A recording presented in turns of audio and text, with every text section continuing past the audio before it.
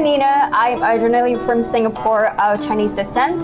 I've been living in New York for 2 years working as a management consultant for about 10 to 12 hours a day. In my free time, I like to horse ride, paint, and practice GuZheng. My fascination with GuZheng started as a child when I watched historical Chinese dramas. Those scenes of consorts and princesses playing the GuZheng were so beautiful, so graceful, I wanted to be just like them. But I was already learning the classical piano for about 10 years.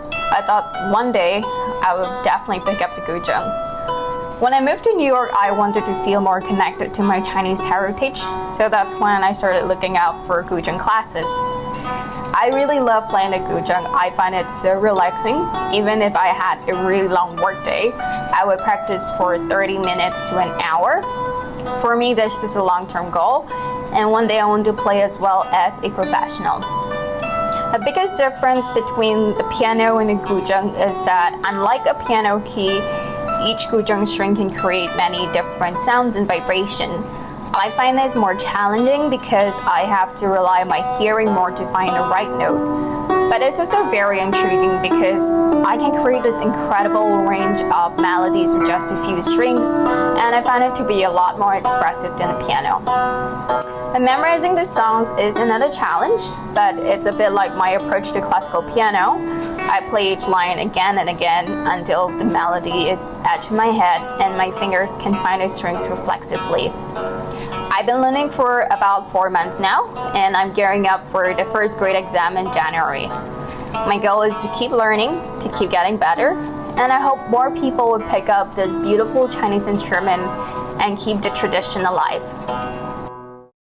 大家好，我係叫 Michelle Chow， 我今年係17歲。我係喺 New York City 度出世長大，我嘅爸爸媽媽係喺中國度出世。I came to learn about the GuZheng because I was exposed to other Chinese instruments at a young age, such as the yiwu, as I watched street performers in Chinatown play it. This allowed me to broaden my musical horizons and learn more about the GuZheng. Now I've been playing the GuZheng for about 2 years, and I competed in the 2022 10th Global Outstanding Youth Virtuoso Competition, placing second. I wanted to play the GuZheng because I thought that its sound was very beautiful and calming. The most difficult part of playing so far is pressing the strings and taping the nails on. The strings are really tight, so it's hard to press to the correct pitch, and I'm also allergic to the material that the tape is made of, so it burns my fingers when I play for longer periods of time.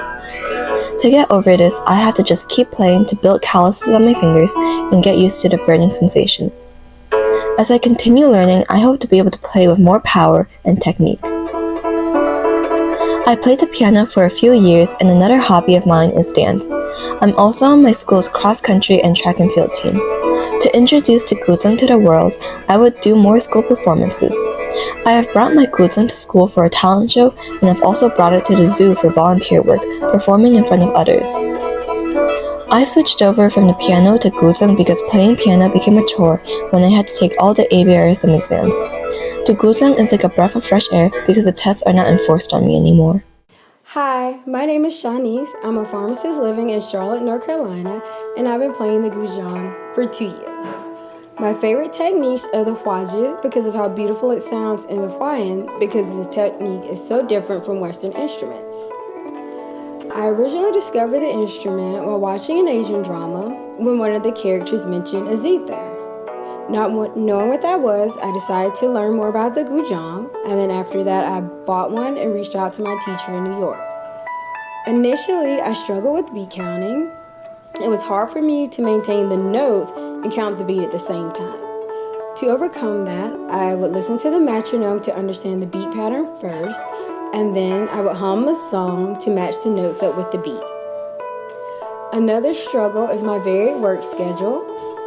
When I can't practice the GuZheng physically, I've had to come up with a creative way to practice mentally. So I do what I call air playing, which is when I use my hands to mimic the movement of the song that I'm learning. This really helps me with my hand posture and then also with memorizing my hand position when I'm playing. I've also taken the music theory exam, which unfortunately did not have an English option. So not only did I have to learn music theory, but also Chinese. To overcome this, I took many practice tests to be able to recognize the characters and the sound, and through this method, I was able to pass the test. Besides passing the music theory exam, I've also passed the grade 1 exam at the beginning of 2023 and took part in the 2022 10th Global Outstanding Youth Virtuoso Competition, where I placed first in both the first and the second round of the competition. Besides learning the instrument, I also enjoy reading and watching Asian dramas. I recently was able to learn a song from one of my favorite dramas, Chang Lan Jue, which my teacher posted a video of on a few different platforms. Going forward, I would love to continue learning new techniques and progressing through the graded exams.